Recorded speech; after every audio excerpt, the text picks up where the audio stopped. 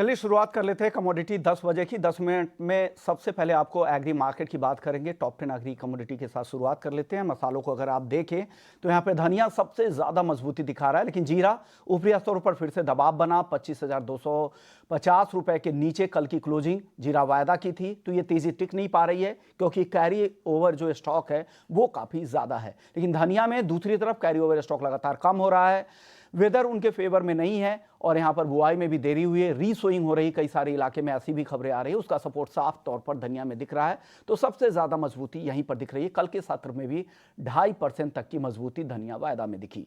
हल्दी की बात करें तो हल्दी की जो फसल है इस बार काफी अच्छी दिख रही है। अब तक की जो रिपोर्ट आ रही है वो काफी अच्छी है। पिछले सीजन से खेती भी 35% ज्यादा है, फसलों का कंडीशन भी काफी अच्छा है और बम्पर उत्पादन की संभावना भी है। नई फसल आने में अब सिर्फ 2-2.5 महीने का वक्त है, इस वजह से भी बहुत ज्यादा तेजी की संभावना नहीं है। हालांकि पुराना स्टॉक कम था, उससे थोड़ी तेजी जरूर बनी है। ग्वार सीड और ग्वार गम यहां पर लगातार कमजोरी का रुख है क्योंकि ये आवक का सीजन होता है और पीक अराइवल टाइम है।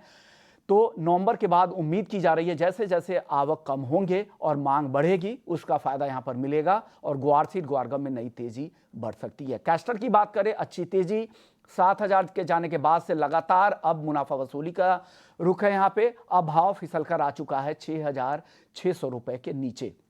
इसके अलावा एक और काउंटर है क्रूड सनफ्लावर ऑयल। पूरे इंटरनेशनल मार्केट में खाने के तेल की कीमतों में तेजी दिख रही है और सनफ्लावर ऑयल की सप्लाई सबसे ज़्यादा कम रह सकती है, ऐसा कहा जा रहा है। लेकिन एक शानदार तेजी के बाद अब यहां पर थोड़ी गिरावट भी दिख रही है। कल के सत्र में 2% से ज़्यादा की मुनाफा वसूली सनफ्लावर ऑयल में थी, 1,320 रुपए के नीचे आ चुका है। कपास को अगर देखें तो अराइवल का सीजन यहां पर भी है और यहां पर मांग उस तरह की नहीं है, लेकिन लोअर लेवल पे कल थोड़ी खरीदारी Recording in जरूर दिखी थी, progress. लेकिन ये कितनी टिकाऊ है ये कहना Recording मुश्किल है। stopped. कपास खली 2730 के ऊपर है, यहां पर भी तेज गिरावट, 3,000 के आसपास का काउंटर गिर के 2700 पे आ गया, वहां से थोड़ी रिकवरी दिख रही है। लेकिन कॉटन वाश ऑयल यहां पर तेजी का रुख बरकरार है, 1265 के आसपास अभी भी है। हल्की फुल्की बीच में मुनाफा वसूली आती है, लेकिन बाकी तेल के साथ, बाकी खाने के तेल के साथ यहां पर भी तेजी का ही ट्रेंड है। चलिए हमारे साथ पृथ्वी फिनमार्ट के मनोज जैन है। शुक्रिया मनोज जी। सबसे पहले धनिया में बताइए सर, जबरदस्त तेजी है, हल्की रिकवरी के बाद फिर से हम देख रहे हैं एक बार फिर से रफ्तार यहां पर बरकरार दिख रहा है। आगे क्या 8,000 के ऊपर भी जाने की संभावना दिख रही है क्या धनिया में सर? नमस्कार युष्मान जी, बिल्कुल नमस्कार। यहाँ पे काफी पॉसिबिलिटी है 8,000 के ऊपर जाने की इस काउंटर में, क्योंकि 7,850 काफी समय से एक रेजिस्टेंस जो है धनिया के लिए बना हुआ था और कल हमने उसके ऊपर कीमतों को निकलते हुए देखा था। इनफैक्ट आज भी जो ओपनिंग है वो 7,850 के ऊपर ही हुई है। तो हमारा मानना है कि यहाँ पे काफी पॉसिबिलिटी 8,000 के ऊपर जाने की। नई रणनीति बनाना है तो 7,800 के आसपास इसमें बाय कर सकते हैं।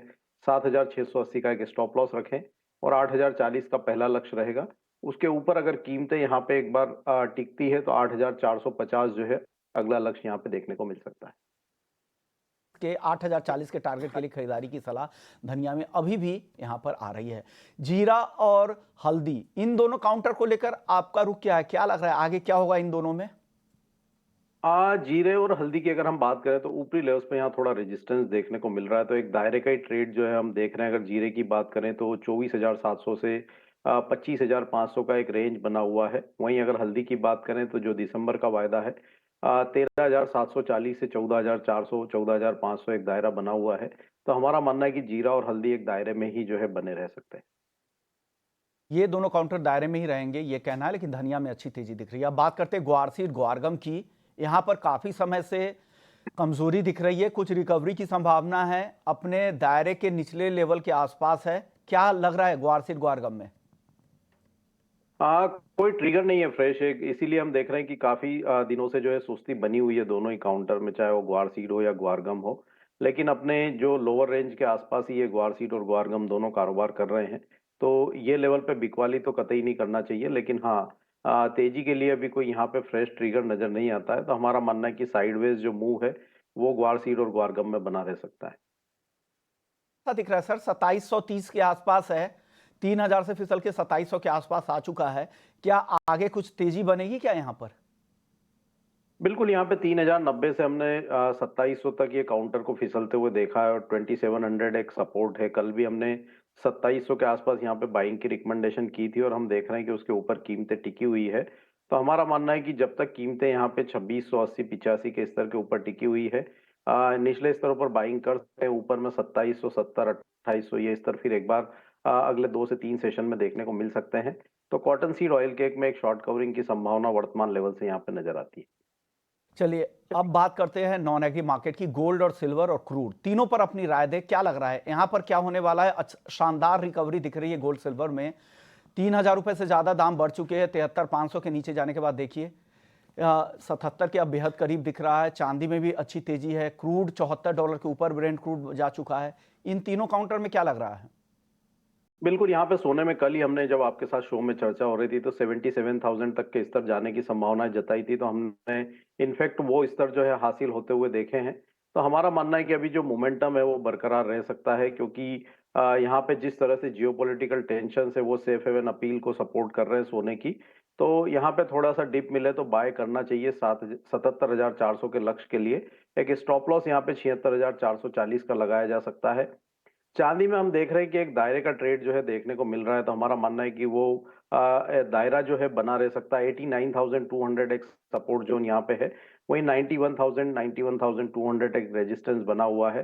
तो ये 2,000 रुपए की रेंज जो है चांदी में देखने को मिल सकती है।